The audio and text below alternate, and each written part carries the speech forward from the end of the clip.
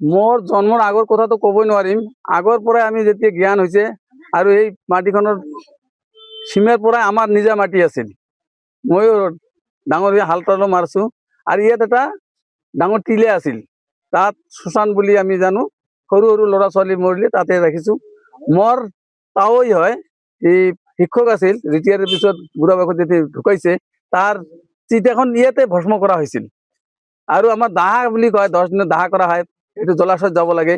সেই দাহাটো গোটেই মানুহ যিমান আছে আমাৰ হিন্দু ইয়াতে কৰিছিল। কিন্তু লাহে লাহে এই জলাশয়খন মুজি গৈছে আৰু আমি এতিয়া গম পালো তলে তলে 2 বছৰ আগত আসান নামৰ এজন ব্যক্তিয়ে তাৰ নামত বুলি কৰিছে। এইটো কেনেকৈ কৰিলে এইটো পৰিতাপৰ বিষয়, আমি একো গম নাপালো। ইয়াতে কি মণ্ডল জড়িত হৈ আছে নেকি? এতিয়া মণ্ডল ছাড়াতো অকলে কৰিব নোৱাৰে, মণ্ডল জড়িত আছে, নহলে কেনেকৈ কৰিল ৰেকৰ্ড। এইটো আমি মিনিষ্টাৰ বিলাকক, গাৰ্জেন মিনিষ্টাৰ, জিলা আয়ুক্ত, secretary, director, land revenue director, এইবিলাকক কপি দিয়া হৈছে।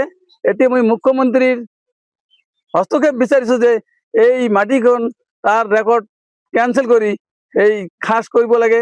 আৰু আমি এতিয়া যে মানুহ মৰিলে ক'ত ল'ম, দাহা কৰাৰ আমাৰ ঠাই নাই। সেইটোৱে মুখ্যমন্ত্ৰীৰ কৰজোৰে অনুৰোধ, ইয়াৰ এখনো খাস বনাই আমাক শোষণ কৰাৰ এটা ব্যৱস্থা কৰি দিব লাগে। এই দখলগিৰিটো মানুহজন ইয়াৰে নেকি? তাৰ ঘৰ বাৰীও নাই, ইয়াত কোনো তাৰ মাটি জমাও নাই। অচিনাকি মানুহ, অচিনাকি মানুহ ক'ব লাগিব। ইয়াতে আগতে মাছ টাছ মাৰিছিল, মানুহ মাছ মাৰি খাইছে, মানুহৰ গৰু গা ধুৱাইছে।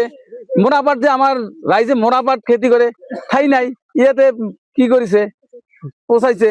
কিন্তু আৰু এটা কথা, তাৰ যে নিজে মাটি হলাই, কিন্তু সি আজিলৈকে আহিব ৰেকৰ্ড কৰিছে, কিন্তু আহিব সাহস নাপায়। ইয়াত আগলৈকে চলি আছে কিন্তু সাহস নাপায়। নিজে মাটি হলে কি সাহস নাপাব। ল্যান্ড খাসি কৰিব লাগে, তাৰ ৰেকৰ্ড কেনচেল কৰিব লাগে। আমি আজি আমাৰ ৰাইজৰ তৰফৰ পৰা আমি এই পাৰুৱা ৰেভিনিউ অঞ্চলত এই 1 নম্বৰ 2 নম্বৰ খাস খতিয়ান সম্পৰ্কে আমি অৱগত কৰাইছোঁ যে এই মাটিখিনি 1 নম্বৰ 2 নম্বৰ মাটিখিনি 1955 চনৰ পৰা ৱৰ্কিং খতিয়ান আছিল, তেতিয়া চৰকাৰী খাস আছিল। তাৰপিছত 1960 চনত এই মাটিখিনি 1 নম্বৰ 2 নম্বৰ মানে চৰকাৰী খাস খতিয়ান আছিল। আৰু এই মাটিখিনি তেতিয়াৰ পৰাই 1955 চনৰ পৰাই আমাৰ মুছলমানসকলে ইয়াতে গৰু ম'হ ধুইছে আৰু পাত পচাইছে, আৰু হিন্দুসকলে শ্মশান হিচাপে ব্যৱহাৰ কৰিছে। কিন্তু এই মাটিখিনি ৰিছেটেলমেণ্টত আমাৰ চৰকাৰ বিভাগতে ৰিছেটেলমেণ্টত এই মাটিখিনি 1 নম্বৰ 4 নম্বৰ খাস খতিয়ান হয়। 1 নম্বৰ খাস খতিয়ান তেতিয়াৰ পৰা চৰকাৰী খাস হৈ আছে।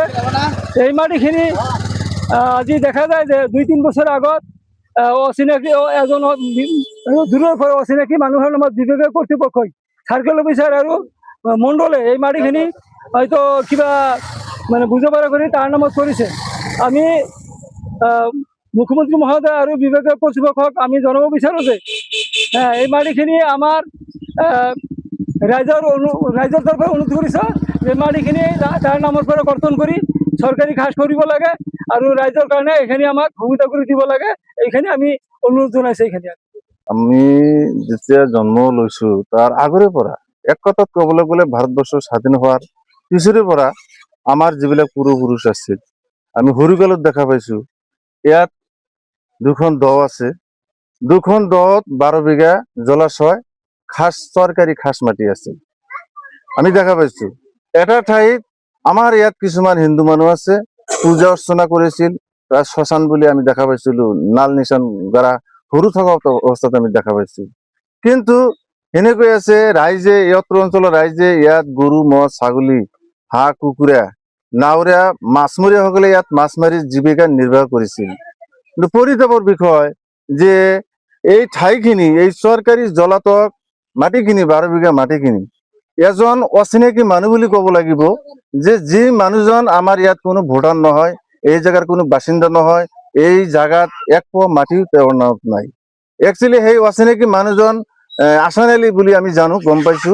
এই মানুহজনৰ নামত 2 বছৰ আগত এই জলাশয় চৰকাৰী খাস মাটিখিনি ৰেকৰ্ড হৈছে, তেখেতৰ নামত ৰেকৰ্ড হৈছে। ৰেকৰ্ড হোৱাৰ পিছত আমি যেতিয়া গম পালো যে এই অচিনাকি মানুহজনৰ নামত এই চৰকাৰী খাস মাটি মানে তেওঁৰ নামত ৰেকৰ্ড হৈছে, তাৰ পিছৰে পৰা আমি ইতিমধ্যে আমাৰ বিভাগীয় ৰেভিনিউ মিনিষ্টাৰক আমি এখন স্মাৰক পত্ৰ দিছো, আমাৰ ধুবুৰী আয়ুক্ত মহোদয়ক দিছো, আমাৰ গাৰ্জিয়ান মিনিষ্টাৰক দিছো। এনেকৈ আমি বহু কেইখন ঠাইত আমি অলৰেডি ৰাজহুৱাভাৱে এই অত্ৰ অঞ্চলৰ ৰাজহুৱাভাৱে আমি অভিযোগ কৰিছো।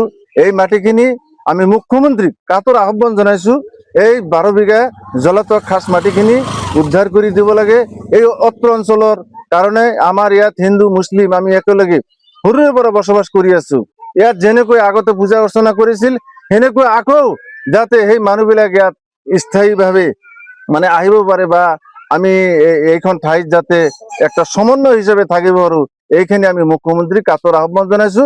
এই 12 বিঘা জলাতক খাস চৰকাৰী খাস মাটিখিনি অচিৰে উদ্ধাৰ কৰিব লাগে। যিকোনো খবৰৰ বাবে যোগাযোগ কৰক আমাৰ এই নম্বৰত 9181 307 2221।